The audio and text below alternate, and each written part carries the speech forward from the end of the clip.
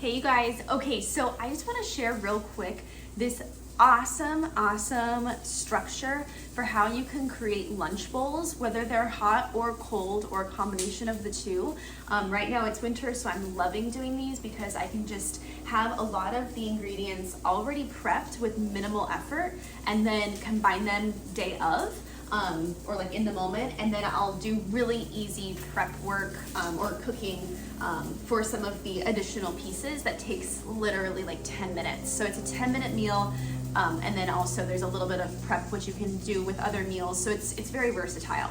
Okay, so basically what I'm doing is I am adding in a vegetable, a carb, a protein, and a fat. So I'm getting a mixed meal using all the categories that we're all familiar with. And you would of course do this based on your nutrition guidelines that we've talked about. So that kind of will, it will dictate the amounts of each serving that you'll put in. But either way, this is gonna be a great, yummy, delicious bowl. So let me just walk you through the pieces of this. So for this particular one that I'm making right now, I didn't have any prepped meat or other protein sources in the fridge. Usually we will do like chicken or turkey in the evenings and then have leftovers, so I can just throw those in. Or on Sundays I'll like slow cook chicken or something like that in the Instant Pot, so it's so easy, and I'll just use that in these bowls throughout the week. But today, since I didn't have that, I'm using the Trader Joe's chicken sausage. Potentially not the best option that I could have chosen, but 2 of these links gets me over 20 grams of protein, so I'm hitting my goal, and there's a lot of other things that I could choose to do, so this is a pretty great option for me. Okay, so I've got my protein ready to rock and roll.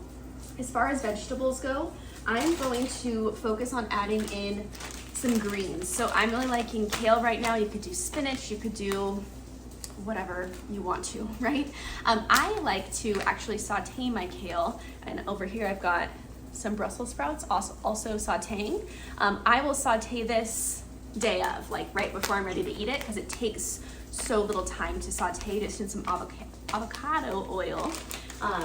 So that's really nice, and it's nice and crispy and delicious. So I'll use that.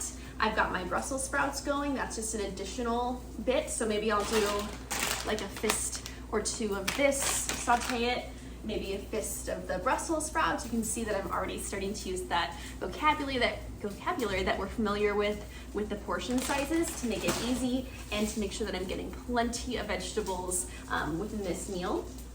I also will do some other veggies. Like I like to saute onion, and I'll do this for a meal, and then I'll make sure that I make extra, so I'll have it in the fridge moving forward. So I will end up heating up several of these items together before I add in the items that I'm cooking day of. But this is nice to just have on hand.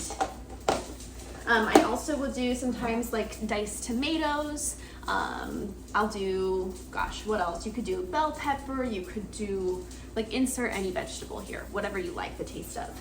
And then for the carb, you could do a brown rice, a wild rice. I'm doing these days, oh, come on. Release the tension, the pressure. Woo! I am doing a lot of quinoa these days, and I'll cook this maybe like once or twice a week, depending on how much I want to make. I don't notice that the quinoa, which is not my favorite form of carb, but I don't really notice it in this dish, so that's why I'm really leaning into this lately. But you could certainly do like a rice option would work really well. So I'll do like 1 or 2, cupped hands of this, put it into the bowl, add everything else on top. Now for the fat, if I want to add a little bit of fat on top for some extra flavor, I'll do like a little bit of avocado, or maybe a little bit of cheese. So maybe a little bit of Parmesan cheese, maybe a little bit of goat cheese, either one. Usually I wouldn't add both, but I do one. So as you can see, you can kind of mix and match what you want to add to this, but this is so yummy. It's so good. You can also add any seasoning, anything that you want. This is burning, so we're gonna navigate over here.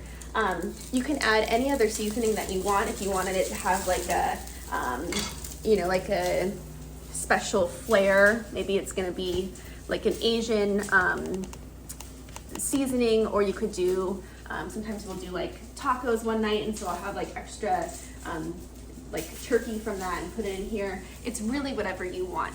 But the key thing to remember is this: use versatile ingredients that you will use for other meals throughout your week. For the things that you can have prepped easily, like a lean protein, like a quinoa or a rice, have those already prepped. This is the Instant Pot, which I love, love, love for this. And then you can just mix and match all the other stuff and follow your hand portions to fill up this bowl. All right? Hope this was helpful, and I hope that you love it. Bye.